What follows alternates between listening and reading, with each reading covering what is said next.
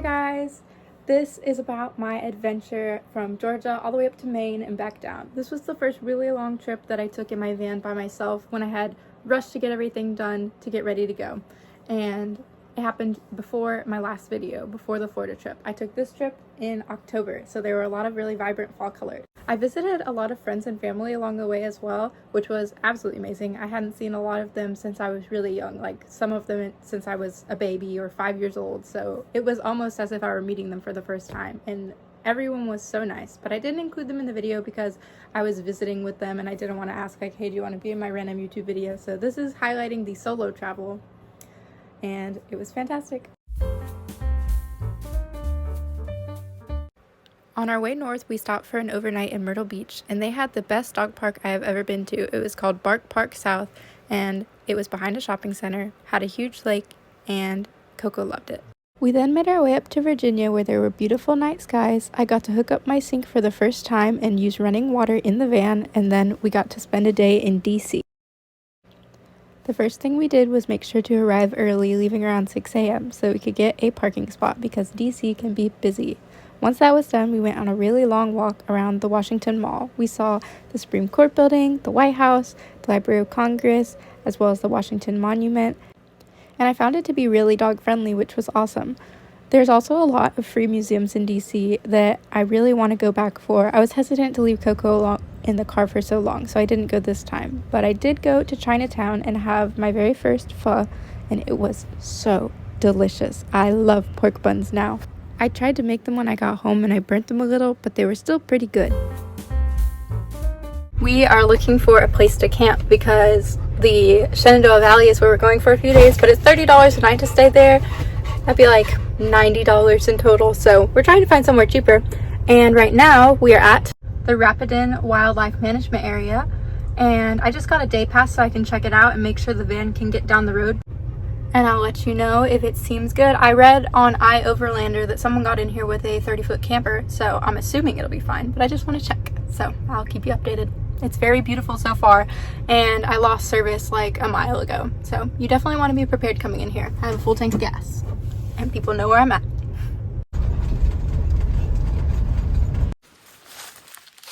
Come on, Coco.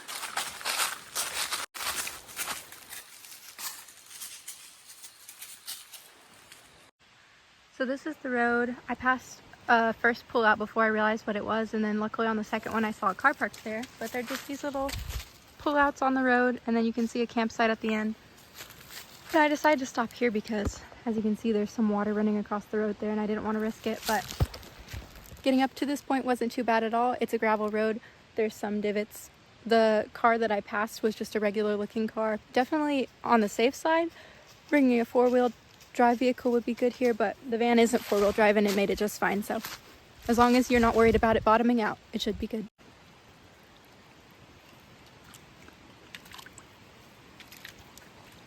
I think we're gonna stay here. I did a few other things to prepare. I downloaded a portion of the map since we don't always have service, and that's been really helpful so far, but it's not even a full gigabyte, so it's not taking up that much storage at all, and of course you can delete it afterwards.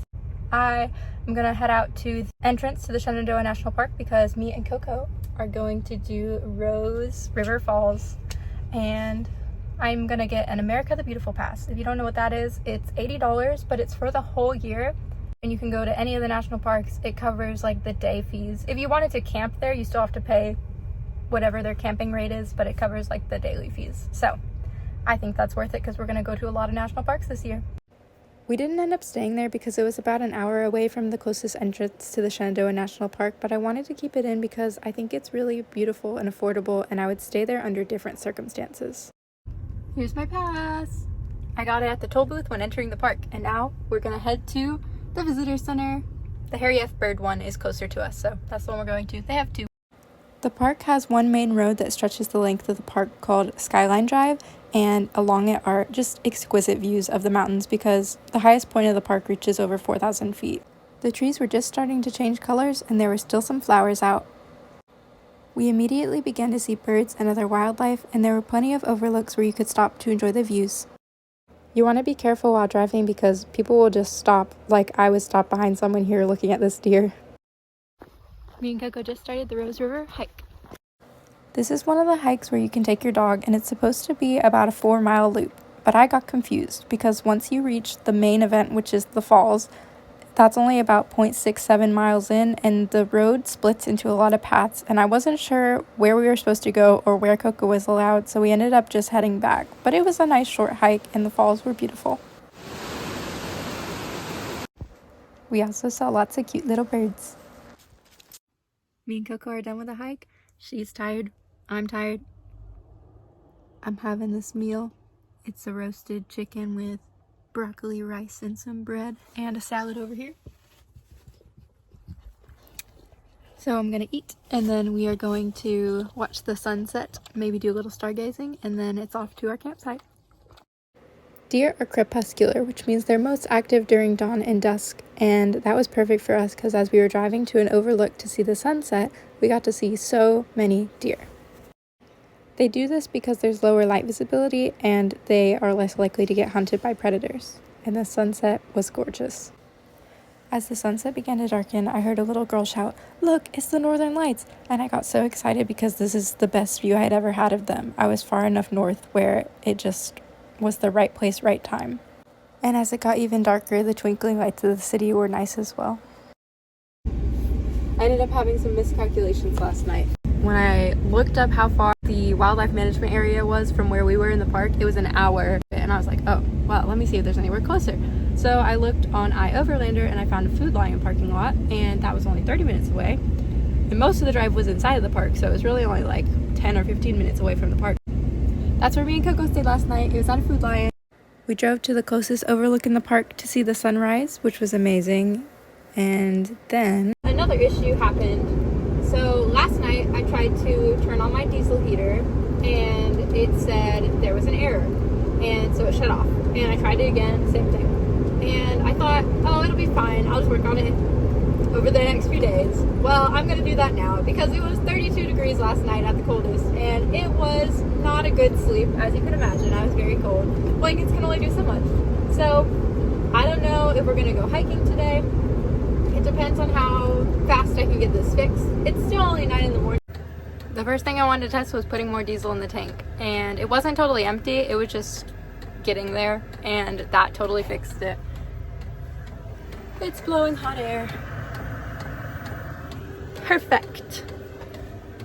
And it's only 10:17 in the morning, so me and Coco still have plenty of time to do our hike. Now that it's working, I definitely want to make sure that I have my CO2 and fire alarm combo mounted appropriately.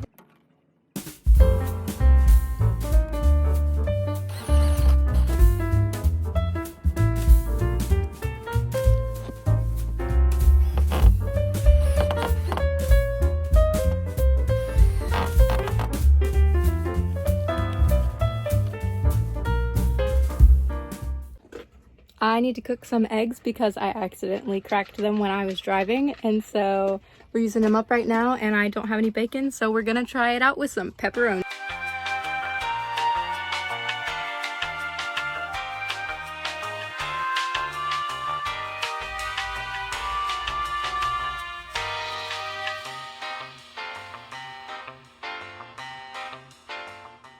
Me and Coco are here at the Rapidan Camp Trail where President Hoover and his wife used to stay, so we get to cross a few streams and then go see where they used to stay in the park. It's about 2 miles down, and then you come back out and it'll be another 2 miles for a total of 4. This trail is ranked moderate in difficulty. There's an 870-foot elevation gain and 3 stream crossings. We stopped a lot to look at the moss, the flowers, and all the cool trees. And I don't know what I was expecting with the 3 stream crossings, but it was not this. I guess I thought it would be man-made bridges, but they had just arranged natural stones into a walkway, and it was so whimsical. Coco, of course, loved the water, as she always does, and it was just so clear and beautiful. And I had been gifted a survival cup that has like 360 uses. You fill it up with water, and then you press the interior cup in. It has a filter, and so all the water you drink out of it is totally safe. It removes heavy metals, bacteria, and it tasted so sweet and delicious. Though this hike was a bit tiring with all the elevation change, it was so gorgeous. I just couldn't stop taking videos of the sparkling water and the sun shining through the trees. And there were multiple waterfalls the whole time you're basically hiking along the stream. Me and Coco stopped plenty of times to let her have a nice drink and splash around. This was probably my favorite stream crossing. It was the one I was talking about earlier where they just cut down a tree and flattened it out. I felt like I was in a whimsical movie. Then we finally saw the camp. It was a whole little village where they had places for the president and his guests to stay, his workers, because they had a cafeteria. And it was during the Great Depression they would meet here, so they held some important meetings here. And you could do either a free tour with the rangers. I saw a group doing that, but I got there kind of in the middle of it. Or they had plenty of plaques that would tell you about it if you just wanted to read about it yourself. I thought it was super interesting. And then we just went back the way from which we came.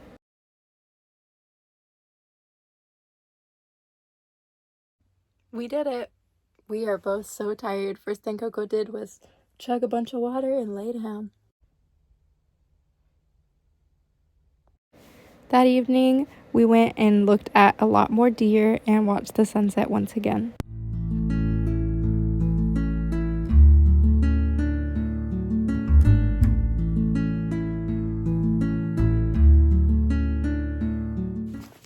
Hello, it's the next morning now. Last night we ended up sleeping in the Food Line parking lot again because all the campgrounds here were full, which makes sense. But it was much better this time since I had the heater working. Very peaceful night of rest. So me and Coco got up early and now we are doing the South River Falls Trail, which is about 3.3 miles in total. We had success bird watching on this trail. If you listen close, you can hear the woodpecker in the back.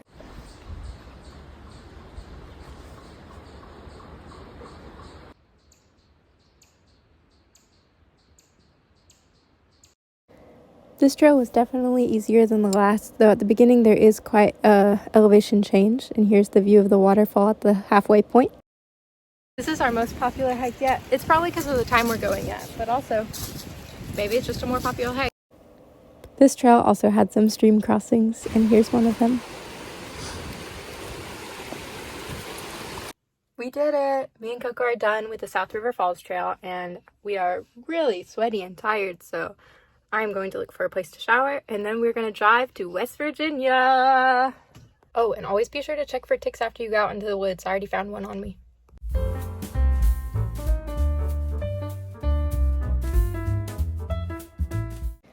At a lot of national parks, they have pay-by-quarter showers so that even if you aren't staying at the campground, you can use them. And luckily, that was the case here. So I got all cleaned up and headed on my way.